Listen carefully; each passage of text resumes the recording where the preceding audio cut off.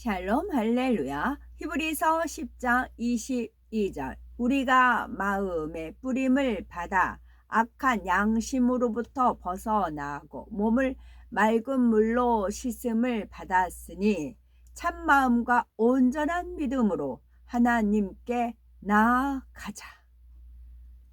아멘. 마태복음 5장 28절.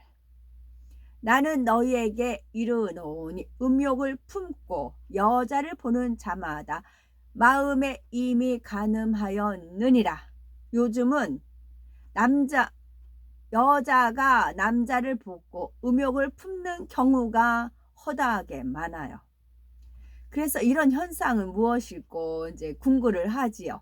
그랬더니 여자분들이 이제 잘 먹고 여유가 있고 또 음식을 잘 먹어요. 그러니까 성욕이 발달을 하는 겁니다. 왕성한 겁니다. 오히려 남자는 세상에 찌들어 살지만 물론 몸에 기본적으로 이제 땅을 정복하고 다스리고 충만하고 뭐 그런 말씀, 축복의 말씀이 있지만 여자들이 더 설쳐되는 것 같아요. 그런 것 같아요. 그렇습니다. 자, 제목은 참마음과 온전한 믿음입니다. 사람들은 죄악에 관영한 세상 속에 살아가면서 자신이 얼마나 악한지 모릅니다. 나는 죄짓지 않고 산다. 나름대로 선하게 산다는 사람도 있지만 하나님 말씀으로 자신을 조명하면 양심의 악을 발견할 수가 있습니다. 그래서 히브리서 10장 22절에 우리가 마음의 뿌림을 받아 양심의 악을 깨닫고 몸을 맑은 물로 씻었으니 참마음과 온전한 믿음으로 하나님께 나아가자 말씀합니다. 아까 음욕을 품는 자마다 품고 하는 것마다 이미 간음하였다 말씀하셨잖아요. 간음한 것은 육체의 일이에요. 그러면 천국에 못 가요. 하나님 나라를 유업으로 받을 수가 없어요. 하나님 말씀이기 때문에 그렇습니다. 참 마음이란 거짓이나 변개함이 없는 깨끗하고 진실한 마음을 말합니다. 그리고 온전한 믿음은 참 마음을 이루었을 때 하나님께서 위로부터 주시는 영적인 믿음을 말하지요. 그런데 우리가 참마음과 온전한 믿음을 소유하기 위해서는 양심의 악을 깨닫는 것이 매우 중요합니다. 자신의 악을 발견해 버리는 만큼 참마음과 온전한 믿음을 이룰 수가 있기 때문이지요. 참마음을 이루려면 첫째는 양심의 악을 깨달아야 합니다. 우리가 하나님의 말씀을 통해 양심의 악을 깨달으려면 욕심과 사심, 간음과 정욕, 변개하는 마음 등 몇 가지 분야만 살펴보아도 알 수가 있습니다. 죄의 큰 뿌리를 뽑아내면 그 잔뿌리까지 뽑히는 것처럼 욕심과 사심, 간음과 정욕, 변개함을 벗어버리면 이와 연결된 많은 죄성을 버릴 수가 있기 때문이지요. 먼저 욕심과 사심에 관한 분야 살펴보겠습니다. 여기에는 물질, 명예, 권세에 대한 욕심도 포함이 되지요. 자존심, 자신이 높임받고 인정받으려는 마음, 자기를 고집하고 내 것과 내 가족을 더 중요시하는 사사로운 마음도 마찬가지입니다. 자기를 고집하고 내 것, 내 가족, 내 것, 내 가족을 더 중요시하는 사사로운 마음도 마찬가지입니다. 욕심과 사심으로 인해서 파생되는 악이 얼마나 많습니까? 욕심을 채우려다 남을 속이게 되고 원하는 대로 욕심을 채우지 못하면 시기, 질투, 미움, 살인, 분냄, 다툼이 나오지요. 그래서 야고보서 1장 15절에 욕심이 잉태한즉 죄를 낳고 죄가 장성한즉 사망을 낳느니라 말씀하십니다. 육적인 욕심도 마찬가지고요. 영적인 욕심도 마찬가지예요.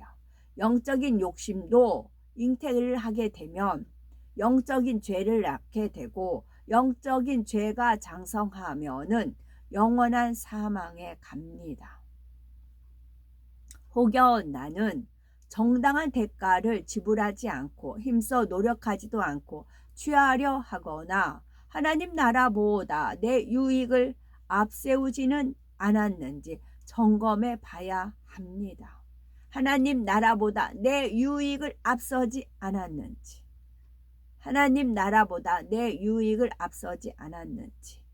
그러니까 저는 이제 주님께서 보통 조명을 해 주십니다. 주님께서 이렇게 해봐라 이렇게 해라 이제 조명을 해 주십니다. 지금 생각하니까 이제 저는 이 말씀을 배웠으니까 30대 배웠으니까 이 말씀을 가지고 계속 기도를 해왔죠. 그러다 보니까 하나님 나라보다 내 유익을 앞세웠는가 점검해 보십시오 하니까 점검해지는 거지요. 또 매일 기도회가 있으니까 하루에 3시간 이제 교회 자체가 프로그램이 그렇게 되어 있어요. 밤에 못 나오는 사람은 낮 기도회가 또 있어요. 1시간. 그러면 저는 낮도 밤도 가요. 그렇게 갑니다. 그러니까 기도 양이 채워졌지요. 그래서 하나님 나라보다 내 유익을 앞세웠는가 점검해 보세요. 이 말씀이 기도하니까 이제 양식이 되어 있지요. 그래서 어떤 상황을 접하면 하나님 나라보다 내 유익을 앞세웠는가 조명이 돼요. 이제 통과하다 보면 내가 공부했으면 다른 사람 문제도 이렇게 봐지는 거잖아요. 저 사람이 문제를 못 풀고 있으면 왜 문제를 못 풀고 있는가? 나는 공부를 했기 때문에 봐지는 거잖아요. 그래서 이것이 또 보여지는 것이지요. 다음으로 간음과 정욕에 대한 분야입니다. 광고나 화보를 통해서 민망할 정도로 몸을 드러낸 모습을 쉽게 볼 수가 있지요. TV나 인터넷도 선정적인 것을 부추김으로 미성년자나 학생들이 좋지 않은 영향을 많이 받습니다. 간음은 하나님께서 너무나 싫어하시는 죄입니다. 너무나 싫어하시는 죄입니다. 이처럼 사람의 정욕을 자극하면서 죄를 범하게 만드는 세상에서 어떻게 살아야 할까요? 마태복음 5장 28절에 여자를 보고 남자를 보고 음욕을 품는 자마다 이 마음에 이미 간음하였느니라 했습니다. 그러므로 정욕의 근본 뿌리까지 버려야 합니다. 간음의 속성이 있으면 언젠가는 죄를 지을 수 있기 때문이지요. 하나님께서는 마음을 감찰하심으로 순간 스치는 생각이나 눈빛에 담긴 마음도 아십니다. 하나님께서는 사람의 중심을 감찰하심으로 순간 스치는 생각이나 저 사람이 순간 스치는 생각, 눈빛에 담긴 마음도 아신다고요. 이걸 하나님께서 저한테 알려주신다고요. 이게 하나님 성품이시잖아요. 하나님이시잖아요. 사람의 중심을 감찰함으로 저 사람이 순간 스치는 생각, 그것도 읽게끔 하신다고요. 그리고 눈빛에 담긴 마음도 알려주신다고요. 항상 알려주시는 것이 아니고 어떤 일을 하나님께서 진행하는 데 있어서 방해물이 된다라든가 하면은 그 방해꾼이 누군지는 알아야 되잖아요. 나를 알고 적을 알아야 되잖아요. 그러면 저 사람이 스치는 생각, 눈빛에 담긴 마음도 읽게 해주세요. 그것을 읽게 해주세요. 그래야 하나님 일을 이루어 가시니까요. 항상 알려주시는 건 아니고 필요하면 그렇게 해주세요. 믿음의 3단계만 돼도 행위적인 간음은 하지 않습니다. 그러나 마음의 죄성까지도 온전히 버려야 깨끗하다 할 수가 있지요. 디모데전서 5장 2절에 늙은 여자를 어미에게 하듯하며 젊은 여자를 1절 깨끗함으로 자매에게 하듯하라 말씀했습니다. 이처럼 이성을 대할 때 어떤 정욕도 없이 깨끗한 마음으로 대할 수 있어야 합니다. 여기서 깨끗한 마음으로 대할 수 있어야 합니다. 그러려면 어떻게 된다고? 수미양과 수를 맡고 싶어요. 말씀, 물로 씻는 방법이 있잖아요. 말씀. 어떤 정욕도 깨끗한 마음으로 대할 수 있어야 합니다. 말씀, 물수, 말씀이에요. 말씀으로 할 수가 있다고요. 마지막으로는 변개하는 마음입니다. 사울 왕은 다윗을 투기하여 죽이려고 집요하게 추적했지요. 아무 죄 없이 쫓겨다니던 다윗은 사울을 죽일 수 있는 상황에서도 사울을 해칠 마음이 없다며 감동적인 고백을 합니다. 사울은 그 말을 듣고 감동의 눈물을 흘리며 여호와께서 네게 선으로 갚으시기를 원하노라 합니다. 그러나 얼마 지나지 않아 변개하여 미움과 시기가 불릴 듯 일어나 또다시 다윗을 죽이려 합니다. 선한 것에 감동을 받았지만 마음을 지키지는 못한 것이죠. 이처럼 육의 사람은 변개하는 마음이 많은 것이 특징입니다. 변덕핀다고 그러죠. 이처럼 육의 사람은 변개하는 마음이 많은 것이 특징입니다. 이제 육이 무익한 것을 깨달았습니다. 영으로 들어가기로 결단합니다. 라고 고백을 하지만 얼마 후에 결단했던 것이 흐려지는 경우가 많습니다. 심지어 하나님 앞에서 작정해서 기도한다, 금식한다고 기도해 놓고도 지키지 않지요. 뜨거운 마음에 서원을 하고서도 시간이 지나면 내가 왜 그런 서원을 했나 고민하기도 하지요. 이런 변개함의 속성은 다 악으로부터 나옵니다. 변개함의 속성은 선이 아닌 악으로부터 나옵니다. 자기 마음 안에 있는 악이 요동함으로 선을 이루기 원하는 마음을 지키지 못하지요. 변개하는 마음이 있으면 성결을 이루는 데도 많은 지장을 받습니다. 하나님 말씀을 명심하지 못하며 육을 쫓으려는 마음을 절제하지 못하므로 영으로 속히 들어갈 수 없죠. 잠언 4장 23절에 무릇 지킬 만한 것보다 더욱 네 마음을 지키라. 생명의 근원이 이에서 남이니라 했습니다. 따라서 아무리 작은 것도 마음에 정하고 입술로 낸 것은 지키는 습관을 들여야 되겠지요. 히브리서 10장 22절에 몸을 맑은 물로 씻는 것은 곧 하나님의 말씀대로 행하여서 자신의 악을 벗어버리는 과정을 의미합니다. 영적으로 물은 하나님의 말씀을 뜻하지요. 따라서 하나님의 말씀에 버리라 하면 버리고 하지 말라 하면 하지 않고 지키라 하면 지키고 하라 하면 하는 것이 곧 맑은 물로 씻는 것입니다. 하나님의 자녀로서 믿음의 분량이 성장하는 과정은 무엇일까요?